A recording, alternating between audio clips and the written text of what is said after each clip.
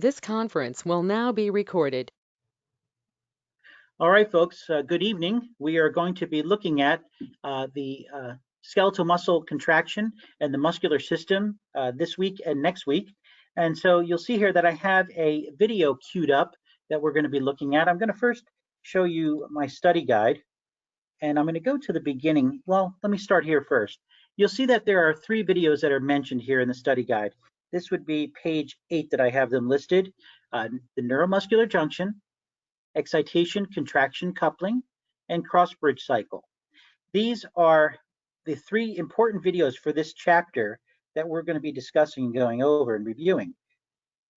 I have provided for you all and created a muscular system study guide, and I'm going to be going over terms as well as looking at some images and discussing with you all what takes place as far as skeletal muscle contraction is concerned. And really, for this chapter, knowing these 3 videos and what takes place during these 3 videos, my recommendation would be, and I'm going to post them on my website for YouTube, and you can also find them on other people's sites also as far as that they're posted. All right, these videos are excellent, and they are really they do a very good job of showing you how skeletal muscle contraction occurs.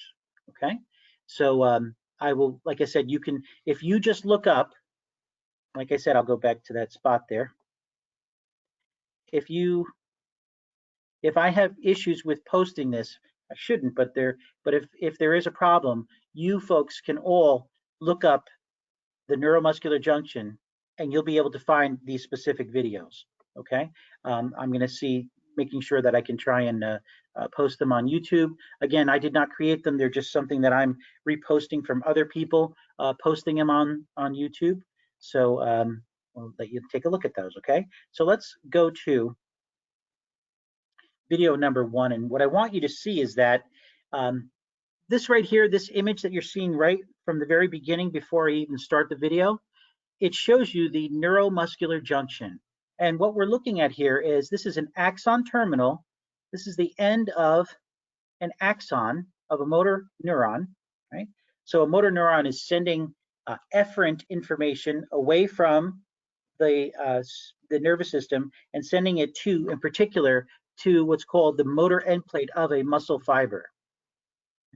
This area right here is the muscle fiber, and it's called the motor end plate of the muscle fiber. Now, know that there's no direct touching of the axon, the nervous system, and the muscular system. There's a gap. We call it the synaptic cleft.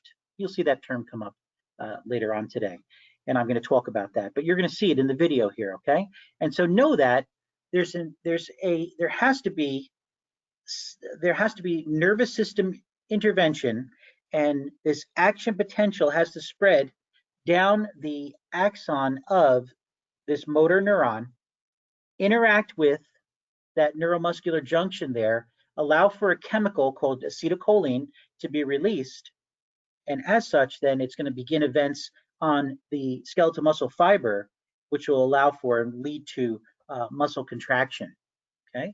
Now, before I move on, I want to say that, so there are 2 types of muscle contraction that we're thinking of here.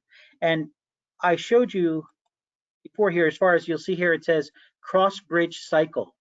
Okay, this term cross-bridge cycle. So cross bridges are formed when there are 2 different proteins that will interact. They will actually connect. They will actually touch. And when they connect, when they touch, then we're going to have a muscle contraction. So first off, when a muscle contracts, so if you can have your arm, just hold your arm kind of bent, right? And just make the biceps muscle right here, the biceps, just make it hard, contract it, okay? But don't move the arm to contract it. Just keep the arm bent and contract the muscle. And what you'll feel is that the muscle gets hard, right? There's a contraction that takes place, but you're not actually feeling it slide. You're not actually feeling the muscle shorten, the muscle belly. Well, when the cross bridge occurs, when these 2 different myofilaments touch, actin and myosin, we're going to talk about that in a little bit later, a cross bridge is formed. Now, when the cross bridge is formed, that's one type of contraction. Okay, we call that an isometric contraction. Then there's also what's called an isotonic contraction. Now, the isotonic contraction is what you think of when you think of a skeletal muscle contraction. You think of the muscle belly shortening upon contraction. That's an isotonic contraction. Now, what goes on with that is that then we have not only just the muscle fibers touching, but then we have a sliding of one muscle fiber upon the other. And we call that the sliding filament theory. We're going to be talking about that today also.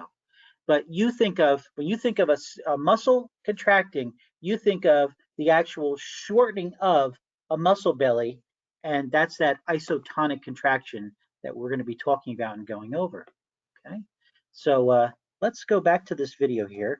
And what I'd like to do is take you step by step through it and allow you to see what takes place at this neuromuscular junction, this nerve muscle junction.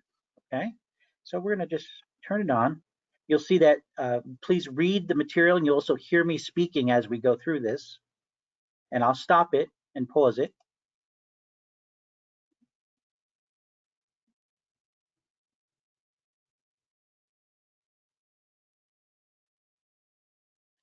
So we have these action potentials, these electrical impulses that are being sent from the central nervous system to skeletal muscle. So here you're looking at the biceps brachii, right? Without this this interaction between the nervous system and the skeletal muscle, contraction is not going to occur, right? So this axon of a motor neuron, because it's sending efferent information to that biceps brachii in order for it to respond to a contraction, right? Respond to this electrical stimuli, which will initiate a contraction. Better way to put it. Sorry about that. So you'll see here, we use this term action potentials a lot. You're going to hear this term come up over and over, and just get used to hearing that, because it's important to know that these nerve impulses, they're action potentials. It's the bioelectricity produced by your nervous system and sent to the muscles in order for them to do their job as far as contraction is occurring.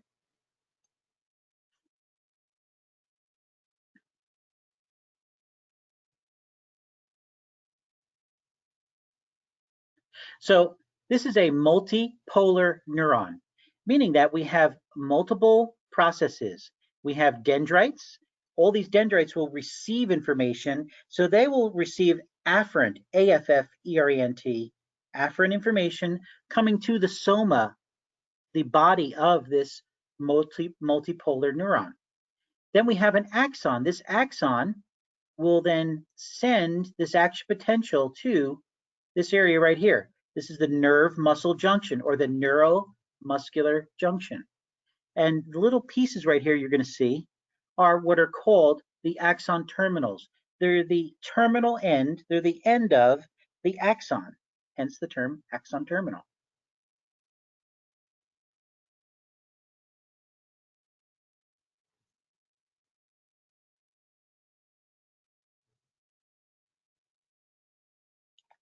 So you'll see here, these are these multiple axon terminals.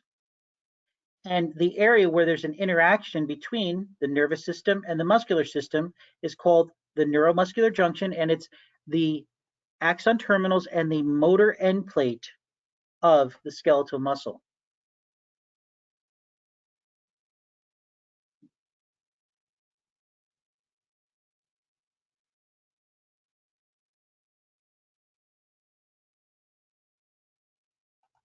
And it's called a chemical synapse. You see this term here?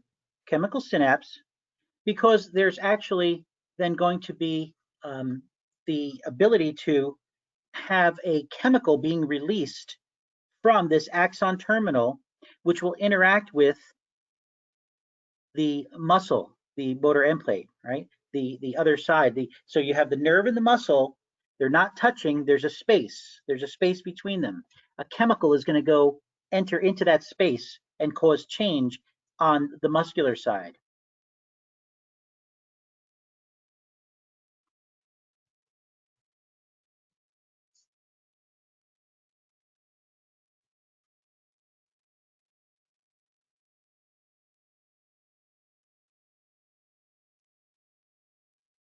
So we have this action potential that's traveling down the axon, going to the axon terminal.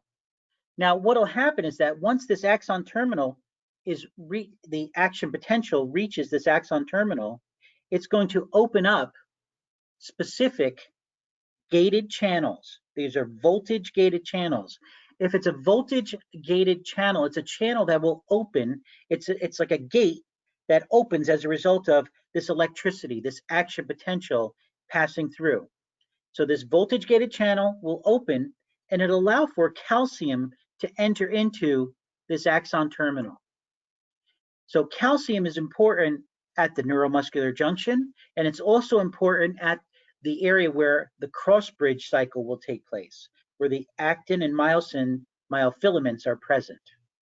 Okay, so calcium, very important, folks. I said to you, I've kind of said this throughout since the beginning of the semester.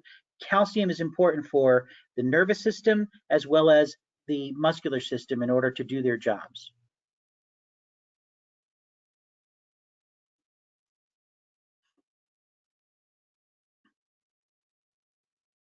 Now, what you're seeing here are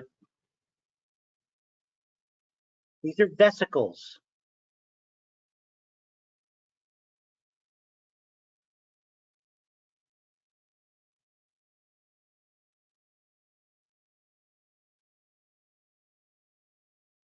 So, as a result of, let's bring it back here.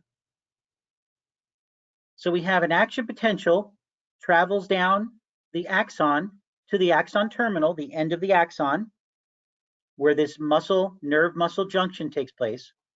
The action potential will initiate an opening of channels that will allow for calcium to enter into this vesicle. I mean, sorry, not this vesicle, this terminal, this axon terminal.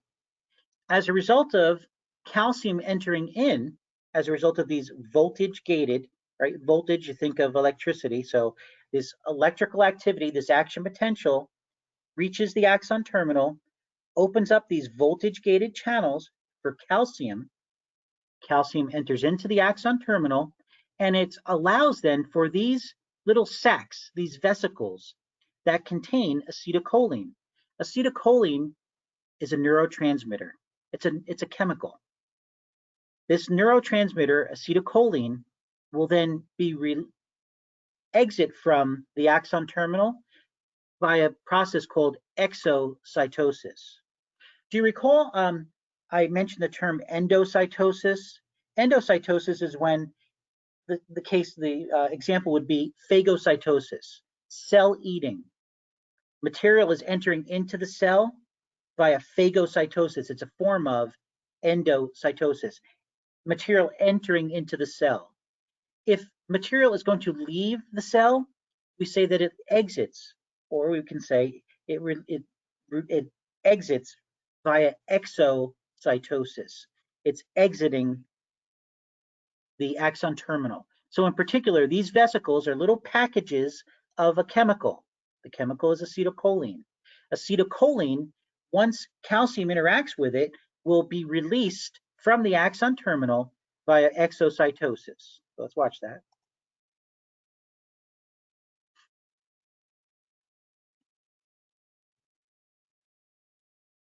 So these are channels. They're voltage gated because the electricity from the action potential opens them. That's the key to unlock those channels. They're open now, and calcium enters in. When calcium enters into the axon terminal, it will allow for these packages of acetylcholine, a chemical, it's called a neurotransmitter, to be released via exocytosis.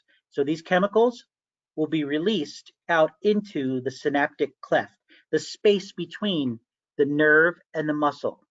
There's a space there. They don't touch. But the chemical acetylcholine, these little black dots here, acetylcholine, the little black dots, that's what's going to be released. Let's watch this.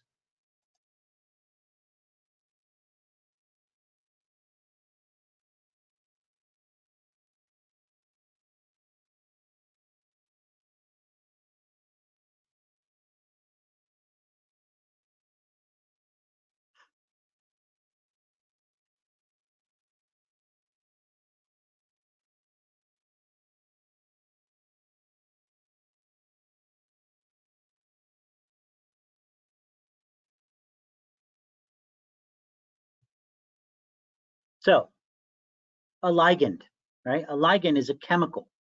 So this term right here, ligand, that's a chemical. So if it's a ligand-gated cation channel, what does this mean? So if we break it down, it means that it's a chemically gated channel. And so acetylcholine, the black dots, that's the chemical that needs to interact with the specific receptor. That's the receptor on this channel. Specific receptor, specific chemical that interacts with it. And what'll happen is that that's the key. So this chemical is the key to opening up this channel. And it's for a cation. So a cation is a positively charged ion. So sodium ions, potassium ions, right? These are positively charged ions. So that's what's going to happen. That's what's going to enter passing through this gated channel that will be opened as a result of this chemical, acetylcholine, black dots, which acts as the key to unlock this gated channel. So it's a chemical gated channel, ligand, chemical, gated, cation, positively charged ion channel. And that's what's going to pass through here.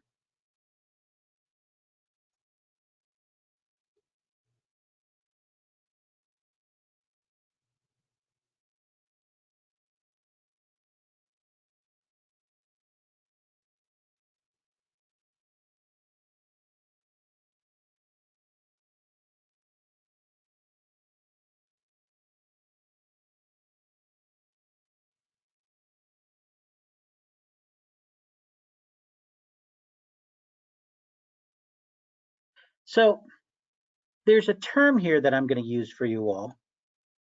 It's called resting membrane potential. Don't worry about it so much now. We'll be talking about it more. Okay? But know that this membrane here, this is of the muscle fiber. It's the motor end plate of the muscle fiber, right? So here we have the nerve. Here we have the muscle. There's the space here. This is called the synaptic cleft. Okay? This is the space where we have this chemical being released, acetylcholine, right? It's being released from the axon terminal, and then it's going to be the key, acetylcholine, the black dots, is the key to unlock these gated channels. These are ligand gated, chemical gated channels, okay? And what's gonna happen is that there's a cation that's gonna pass through. Whether it's sodium ions going in one direction, potassium ions going in another direction, it's important that they move. They move in order to allow for there to be a change in concentration of sodium and potassium ions. When this occurs, it's going to cause electrical activity to take place along this muscle fiber. So we had electrical activity taking place at, I'm going to come back to this at 210. So there's electrical activity here on the axon terminal. On the nerve area here, there's electrical activity. There's also going to be electrical activity here in the motor end plate of the muscle fiber. But how do we do this? Well, we do this by actually then causing this change of these sodium and potassium ions.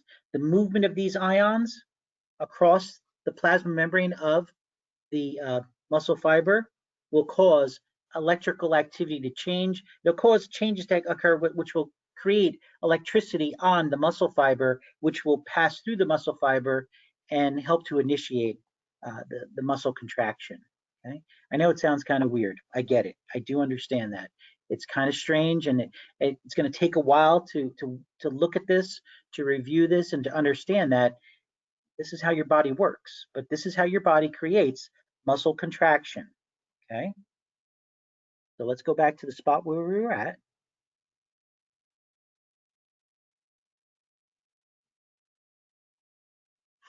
All right.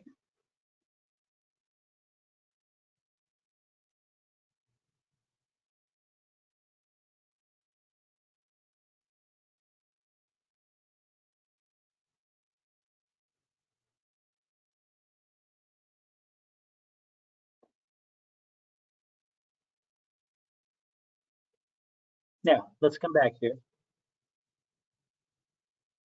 So there's this movement of sodium in, potassium out.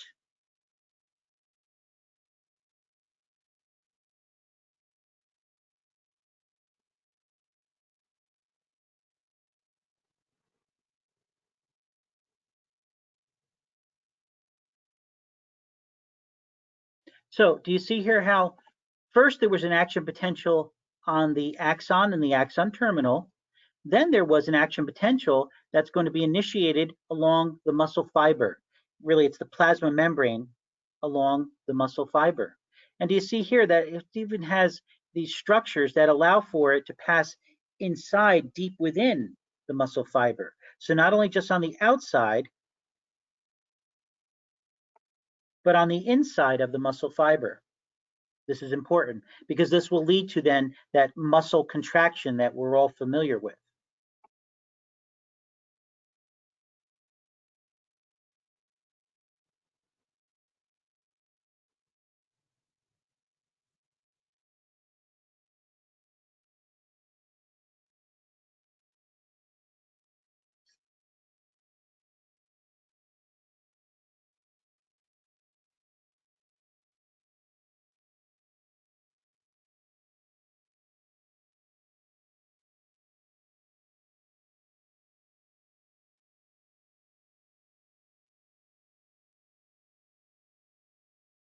So that sounds like a lot of stuff going on, right?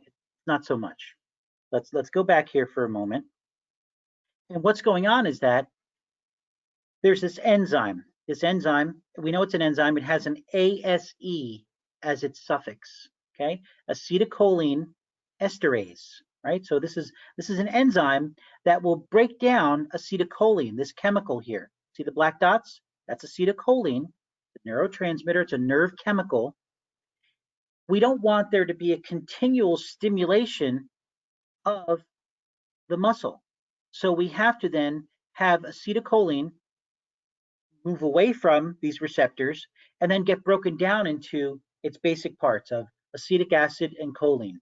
And choline will actually re-enter, it'll enter back into the axon terminal in order to make more acetylcholine, more of this neurotransmitter. So let's watch that again.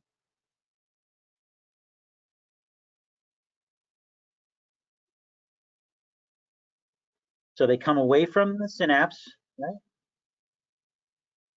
Here's the enzyme, acetylcholine esterase, the enzyme, and the choline passes back into the axon terminal.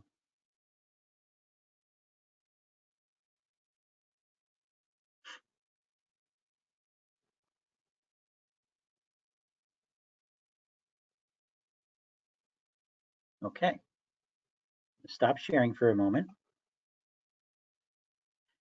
All right, now, initially watching this and looking at this, it can be overwhelming. Okay, I understand. But this is how your body, this is the physiology of skeletal muscle and how it does what it does in order to contract. Pretty complex, and we have only gotten through the first part of it. There's a lot of steps. So watching this information, writing down the information, reviewing it, going over it, watching it go, like this is very important, folks. Okay, so this is really one of the key issues for this chapter, and understanding muscle, the muscular system, is understanding how skeletal muscle contraction occurs. And so cardiac muscle and smooth muscles, similar, but not the same. Okay. Does anybody have any questions or comments before I move on? All right. What I'm going to do right now is I'm going to share with you go look at my study guide, and then we're going to come back to looking at the last two videos. Norma, go ahead. Actually, my question was, could I watch that video again just without a commentary, just to kind of have it so I can go back? Yeah, okay. Absolutely. We can do that right now, and then I'll go on to my study guide from there. No problem. Let me hide everyone, and I'll share it with you all. Most definitely.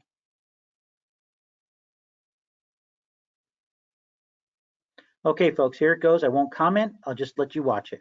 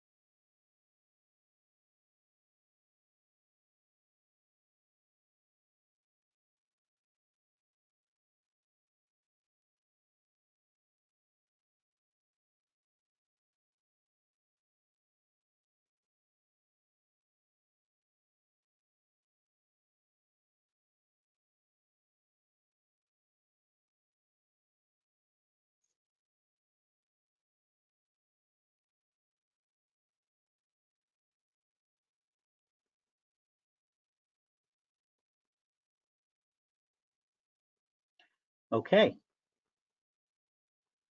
All right, folks. So now I'm going to get out of that video, and I'm going to go to my study guide. Okay. So we're going to talk about this study guide, and then I'm going to go back to, you're welcome, Norma. And then I'm going to go back to the other two videos that I would like to review before the end of our classes this evening here. So a muscle fiber is AKA, also known as a muscle cell. So muscle fiber, muscle cell, same thing, okay? They're identical. Skeletal muscle tissue, we get that it is what? It's voluntary. It's striated, right? So it's striated, it's voluntary. Cardiac muscle, it's actually, better term would be involuntary, and it's also striated.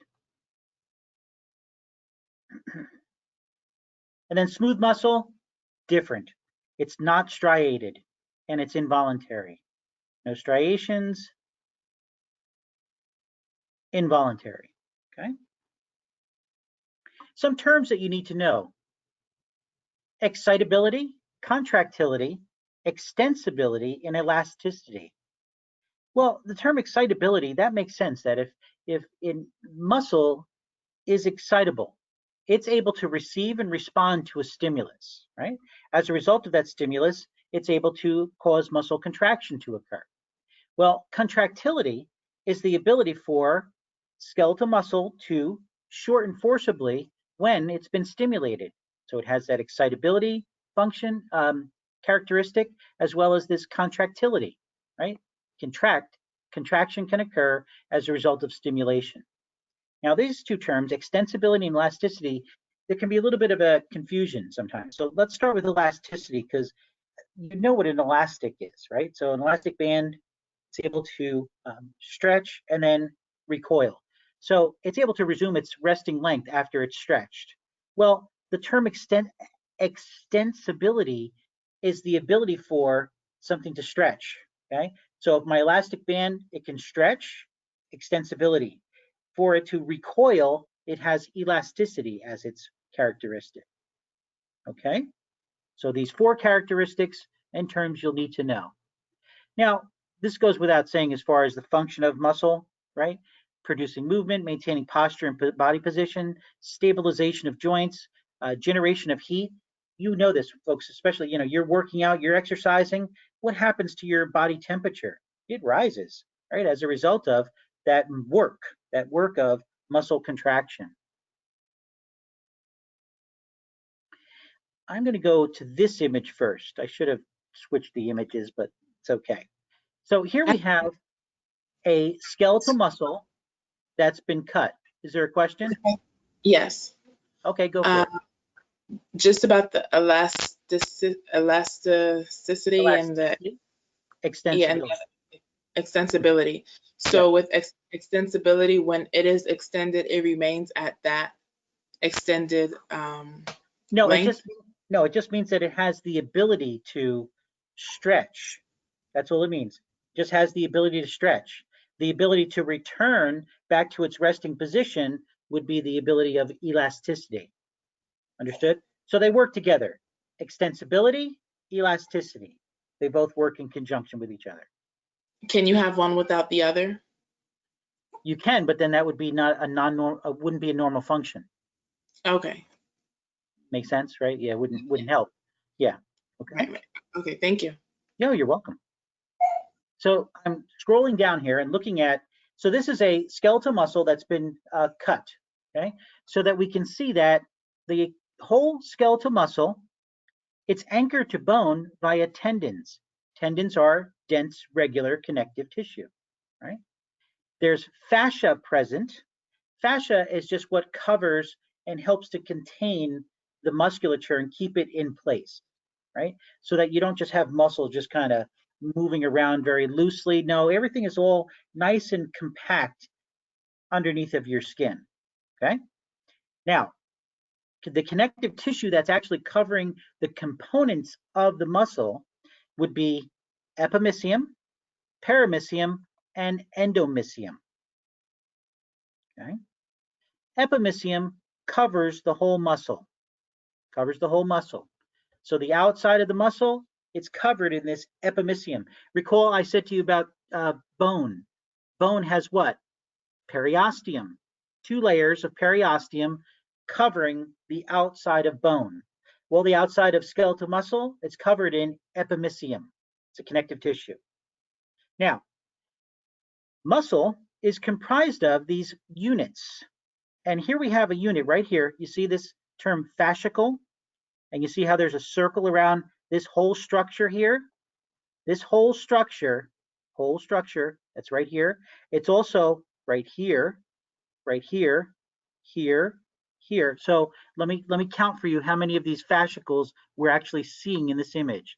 So fascicles are 1, 2, 3, 4, 5, 6, 7, 8, 9, and this one 10. So we're seeing 10 fascicles. Does everybody see that? If you don't, say something. Okay. So can you recount them for me and show me again, please? Yeah, sure, absolutely. So here's the thing. So we have 10 fascicles here.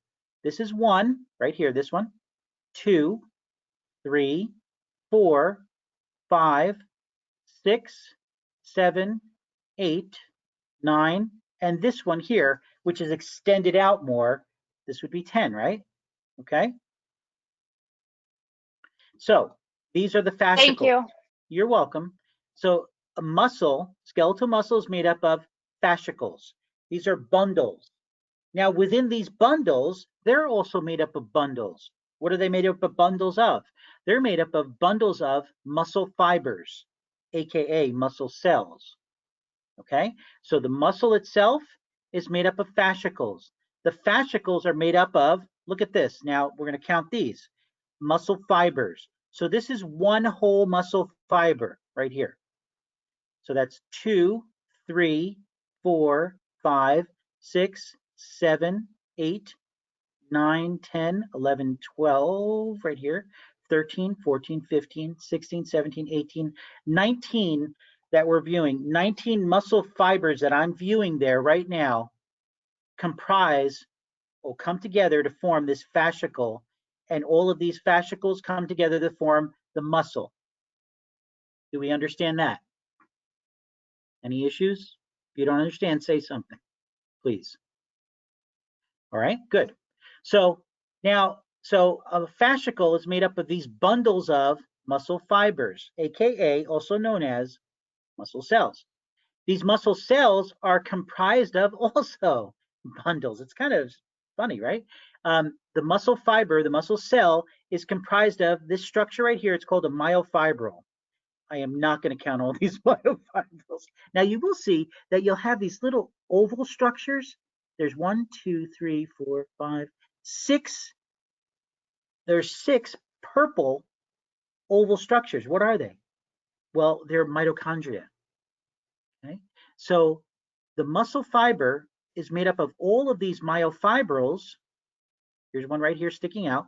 It's made up of all of these myofibrils, and the myofibrils have present between them mitochondria. Mitochondria are important for producing ATP, right? ATP, adenosine triphosphate. So the muscle fiber is made up of myofibrils, many of them. Here's one of them. And know this, that the myofibril is made up of myofilaments. So let's go over here. So you see, these are all myofibrils, and all of these myofibrils are made up of myofilaments. Now the myofilaments, look right here, actin and myosin, okay? Oh, we have an ice cream truck outside making, oh gosh, that's pretty funny. So a myofibril is made up of myofilaments, actin and myosin. Actin are thin myofilaments. Myosin are thick myofilaments. Okay, so let's go down here back again, and you're seeing that we have the muscle. The muscle is made up of fascicles. These are bundles. All these bundles, fascicles. A fascicle is made up of muscle fibers. Muscle fibers are made up of myofibrils. Myofibrils are composed of myofilaments. So you should write that down. Myofibrils are composed of myofilaments. And those myofilaments are actin, thin myofilaments, and right here, myosin, the thick myofilaments. Okay? So this is Can giving you you, an understanding. Go ahead. sorry, can you repeat that whole thing I can. again? The I can. muscle is Yeah. comprised So of, thank you very much. it's no problem. So a skeletal muscle is comprised of fascicles. Fascicles are bundles of muscle fibers. So a fascicle is made up of muscle fibers. The muscle fibers are made up of myofibrils. The myofibril is made up of myofilaments, which are actin, which is thin, and myosin, which is thick. Okay? And you should know that the connective tissue, epimysium, covers the muscle. Perimysium covers the fascicle. Endomysium covers the muscle fiber. I'm going to say that again. These connective tissues, epimysium, perimysium, and endomysium, are connective tissues that cover layers of the muscle. So epimysium covers the whole muscle. Perimysium covers the fascicle. Endomysium covers the muscle fiber. Okay, do we get that? Any issues with that? Very good. Okay, now let's move to, let's here, sorry for a moment. Yeah, good. So we're going to keep on moving. The origin and the insertion, I mentioned to you that muscle anchors to bone via a tendon, right? So tendons anchor the muscle to the bone, right? Now, where the anchoring is to a bone that's not going to move, so the immovable bone is where the origin of the tendon, right, of the muscle will connect to this bone. Here we go. The immovable bone that the insertion moves toward when the muscle contracts. So here we go. It's kind of sounds weird, right? But the place where the bone is not going to move. So my humerus going to move when I contract. What's moving? Radius and ulna are moving, are they not? When I have contraction of the biceps brachii. So humerus is not moving, but radius and ulna is. So the origin would be where there's no movement. So it's actually also going to be origin as far as the scapula and such, okay, as well as other structures in the humerus and the scapula. They're not moving, but radius and ulna are. So the insertion would be in the area where the bones of the muscle of the bones that are actually moving when a muscle contracts. Origin insertion. Okay. Now, I have to give you some terms here also that are going to be important as we go further looking at the videos. Okay. Now, when we talk about the plasma membrane of a cell, right? The cell membrane, plasma membrane, we get that. It's the outer covering of a cell. When we're talking about skeletal muscle, a muscle fiber, which is a muscle cell, we use the term sarcolemma. Okay, so sarcolemma represents the plasma membrane of skeletal muscle fiber, aka a skeletal muscle cell, sarcolemma. How about cytoplasm? Well, cytoplasm is really the inside of the cell, right? The inside of the cell. Remember the epidermis, so that's stratified squamous epithelial tissue, keratinized. Well, what does the keratin replace? It replaces the cytoplasm of those cells, right? So the cytoplasm of the muscle cell is called the sarcoplasm.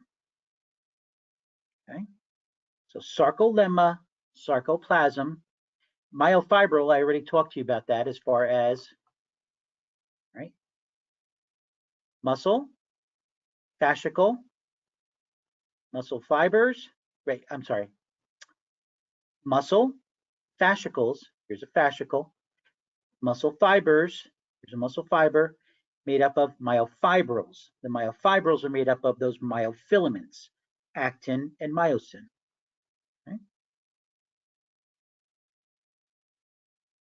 Now, the sarcomere, this is what occurs, this is what the structure that's present. We say that this is the contractile unit of skeletal muscle, because all it is just it's showing you the overlapping of the actin and myosin myofilaments. You see how it's dark here? There's overlapping of actin and myosin, those myofilaments, okay?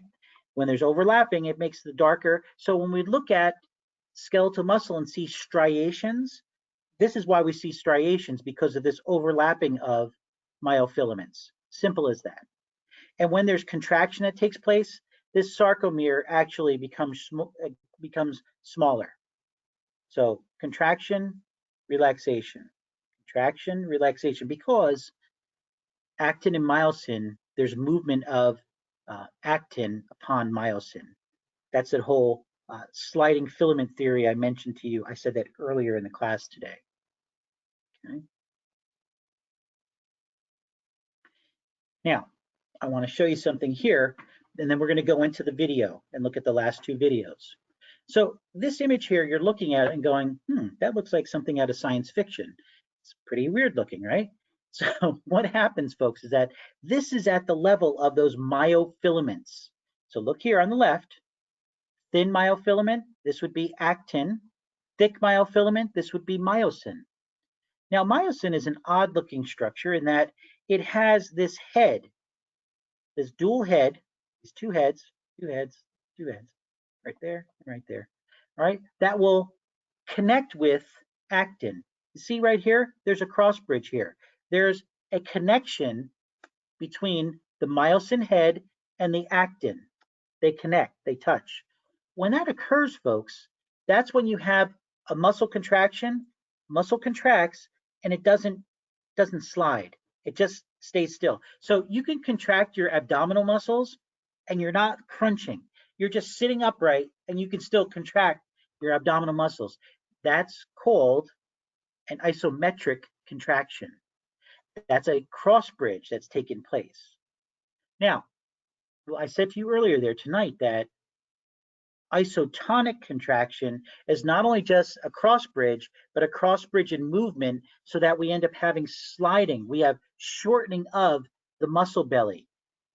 What occurs then is not only do we have this cross bridge, but when we have these actual myosin heads and their tails pivoting. So what'll happen is that they'll pivot and they'll move actin. So myosin, the thick myofilament, that's stationary. It just has a pivoting that's going on, and actin will actually slide, okay? And this is that cross bridge cycle with this sliding causing your muscle belly to get shorter. So contract your biceps brachii, move the arm, you feel the muscle belly getting shorter. That's as a result of isotonic contraction, okay? The sliding of actin upon myosin. I know it's weird. It's very strange. This is kind of just out there, right? It's just very odd and crazy, but this is just how the physiology of skeletal muscle contraction is taking place. Two more things I need to show you before we move on, okay? Now, we have troponin, this yellow oval, troponin, and we have, see this pink line? This pink line I'm outlining right now? The pink line represents something called tropomyosin. See that term here? Tropomyosin. So troponin and tropomyosin are connected and they cover actin, thin myofilament. When they cover actin, myosin cannot make the cross bridge. It cannot connect. It can't connect. All right. If it can't connect, then muscle contraction can't occur. Okay. But if calcium is present, calcium will bind to troponin. It'll cause a movement of troponin, changing its shape, which will in turn move this tropomyosin, moving it away, moving it in a different position on actin, exposing the binding sites for the myosin heads. So when calcium binds to troponin, tropomyosin moves out of the way and allows for the myosin head to connect with the actin. Kind of weird, right? But this is just what occurs. So do you see how calcium needs to be present for muscle contraction to occur at the neuromuscular junction and also at the area of the myofilaments? Okay, so it's important for you to keep that in mind as we move on and review more information. Okay, so let's look at video number 2. It's called Excitation, Contraction, Coupling. Excitation, contraction, coupling. Okay, let's watch.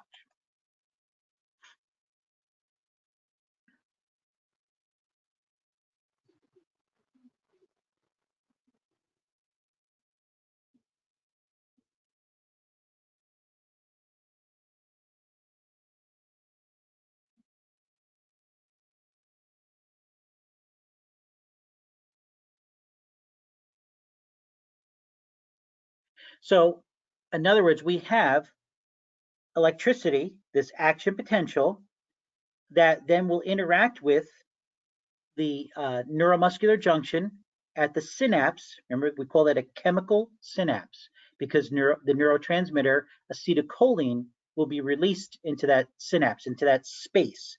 There's a space at that neuromuscular junction.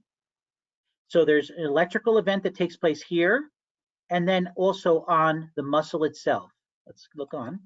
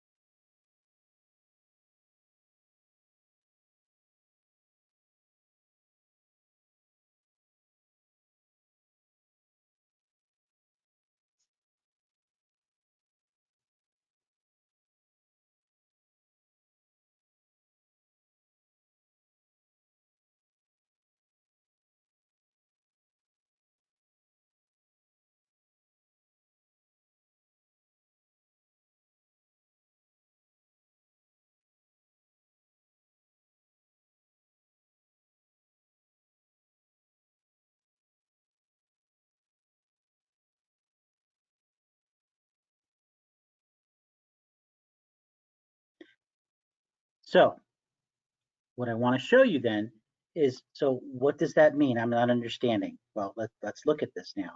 So we have this action potential coming to the neuromuscular junction. So electricity is going to interact here and send a chemical, acetylcholine, to the muscle. This muscle then will respond by also initiating and releasing electricity throughout so that there's going to be more changes occurring. And what will these changes be? So let's look. So this excitation, contraction, coupling. I'm going to stop it in a moment.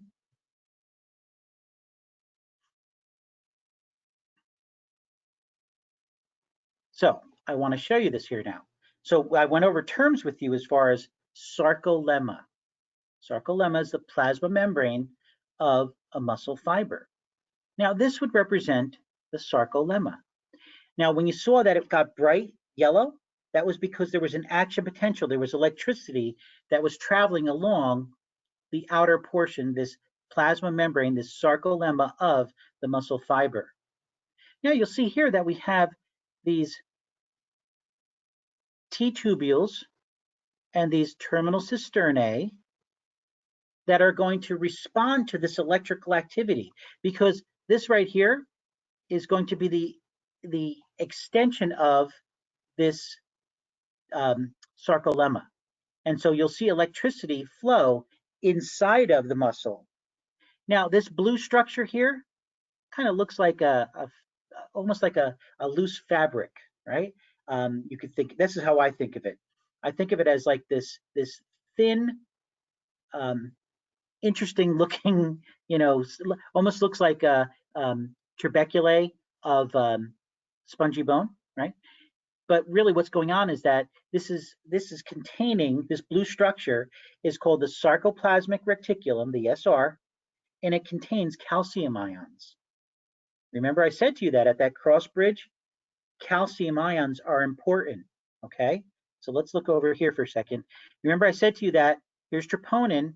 We need calcium in order to allow for the movement of troponin and tropomyosin out of position so that we can have the cross bridge occurring, so that contraction can take place. We need calcium in order to interact with troponin in order for it to move. So where are we going to get all this calcium? Well, we're going to get it from this blue structure here called the sarcoplasmic reticulum, the SR. Go ahead. So, yes, is the calcium stored in the troponin, or is it stored in the ER? No, it's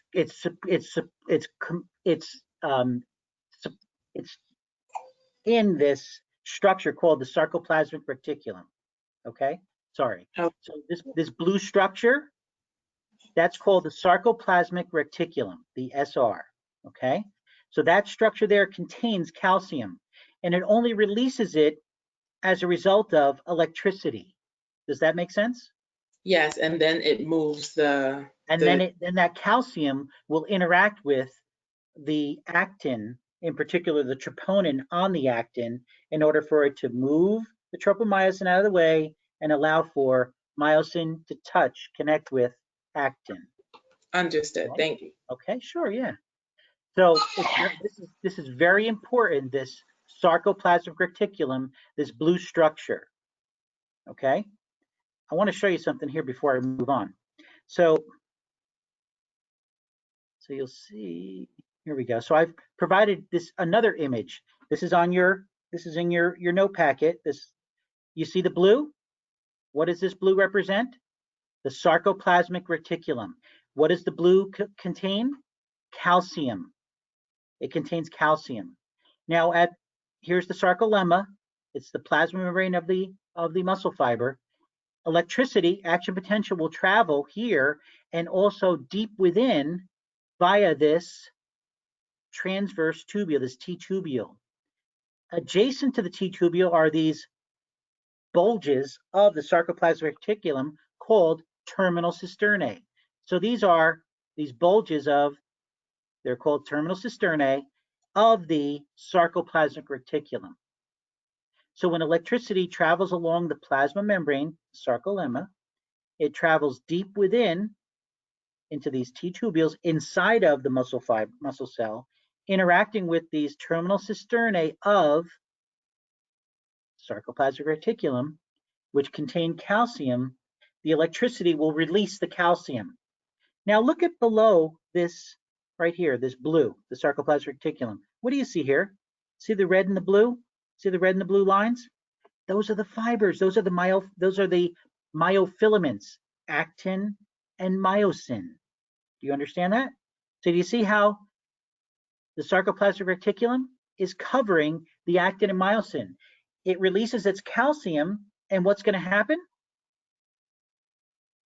It'll interact with the troponin on the actin and allow for this movement of this tropomyosin to allow myosin heads to connect with actin, allowing contraction to take place. I'm sorry, isn't troponin what they check your troponin levels to see if you were having a heart attack? So does this have anything to do with that or no? Because understand this too, that, like we're only talking about skeletal muscle contraction, but how about issues with cardiac muscle and cardiac muscle damage and damage? Then will we have proteins being released into the blood? Yes. Understood? Does that make sense? When muscle damage occurs, we're going to have different proteins being released into the blood as a result of this damage, and then this is how you can check these levels and such. Does that make sense? Yes, thank you. You're welcome. Good. All right, so I'm going to minimize this now. We're going to continue with this here and move on. So do you see how this action potential traveling along the plasma membrane, the sarcolemma, and passing through the T-tubules, which in turn will then allow for the release of calcium from the sarcoplasmic reticulum into the area of the actin and myosin, those myofilaments, which will allow for then the removal of what's covering the tropomyosin from covering the actin and allowing myosin and actin to connect, to cross bridge.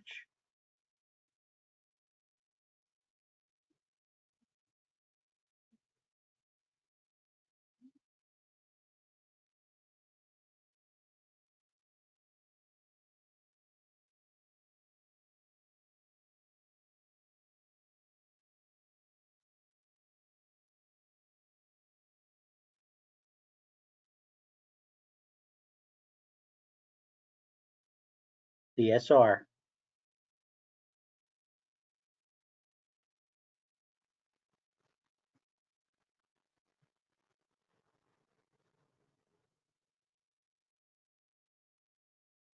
Terminal cisternae contain calcium, right? This is the SR, but in particular, this portion of the SR is known as the terminal cisternae. So one terminal cisternae, two terminal cisternaes, one T-tubule, three structures, the triad, okay?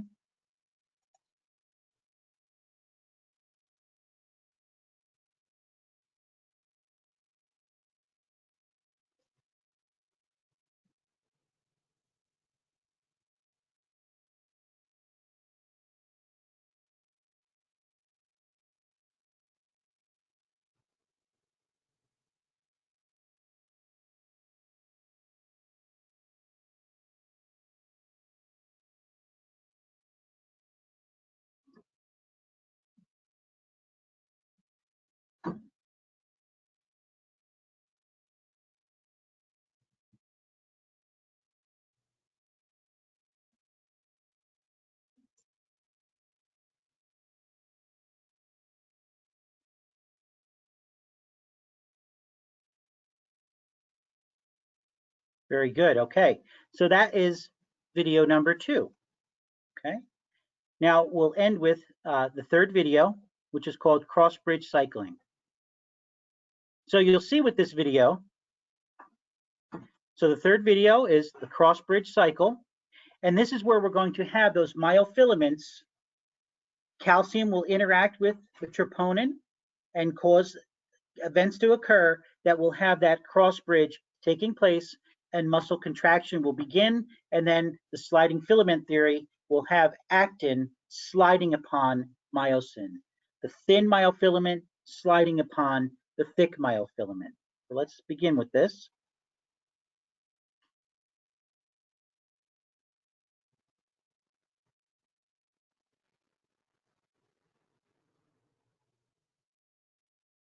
So let me just look at this for a moment here.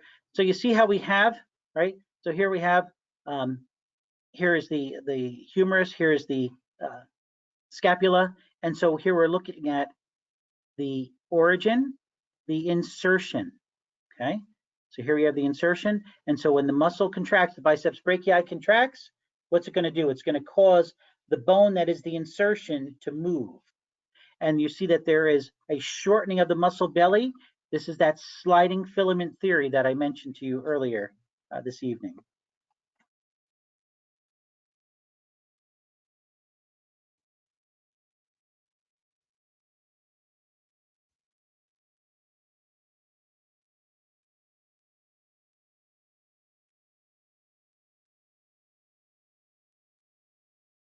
I said this to you earlier.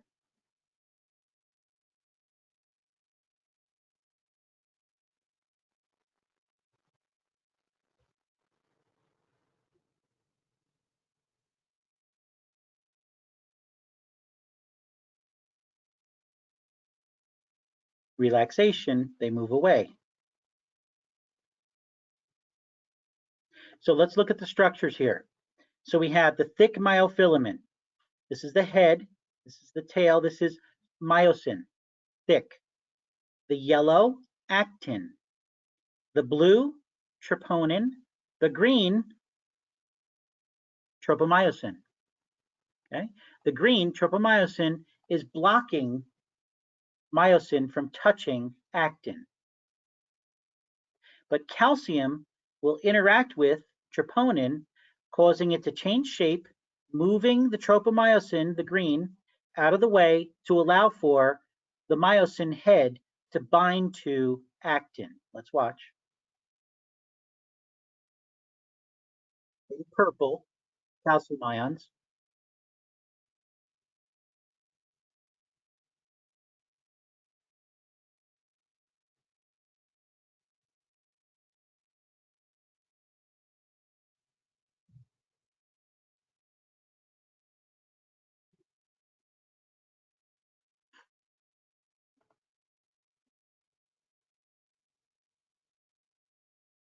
Now, I want to talk to you about just briefly about ATP. ATP is produced by mitochondria. I showed you that earlier. Mitochondria produce this ATP, and ATP is important for muscle contraction to occur and for muscle relaxation to also take place. So, let's see here. Getting these videos? Yeah, I mentioned that earlier. Yeah, I did mention that earlier, Jen. Thank you. And it's in my video that I'm recording, right? So what you can see here is that ATP will be very important for the myosin head to detach from actin. So here's the thing. If I have the cross bridge cycle takes place, actin and myosin, they connect. If I don't have ATP present, they will not release. So what happens when a corpse, someone dies, and they have what's called rigor mortis? They have tightening of the musculature, right? This contraction that takes place, these cross bridges take place, but ATP is not being produced because the body's dead. So as a result, there's this stiffening of the musculature, this contraction. It does not release until there's a breakdown of the components of the muscle, and that takes quite a few hours to occur. So rigor mortis takes place because no ATP is being produced in order to allow for the myosin and the actin cross bridges to separate. Okay, so let's finish this up.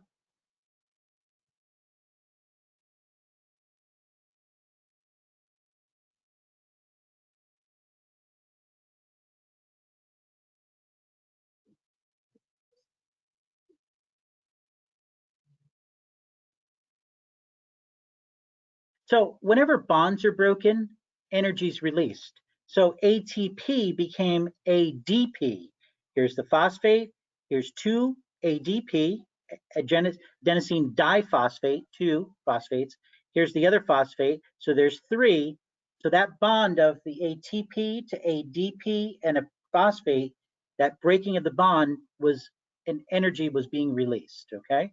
And that occurred right here, activating the myosin head, waiting for now the cross bridge to occur.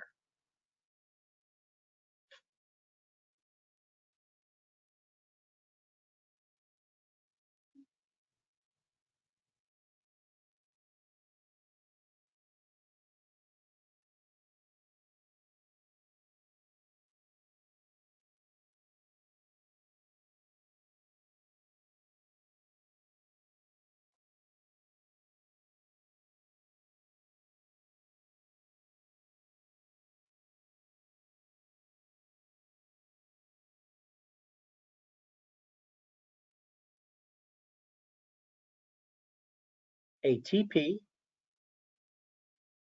there we go right there.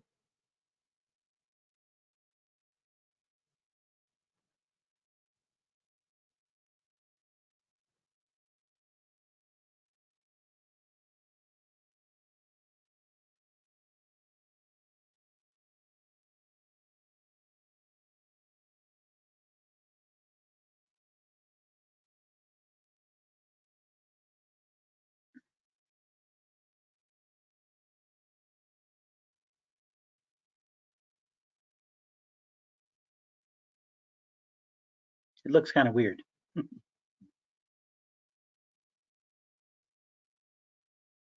See, they go closer.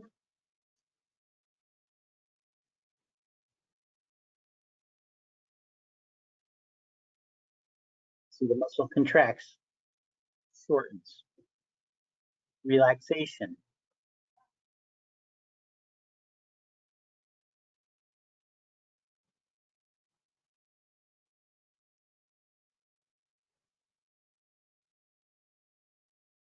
And blocked.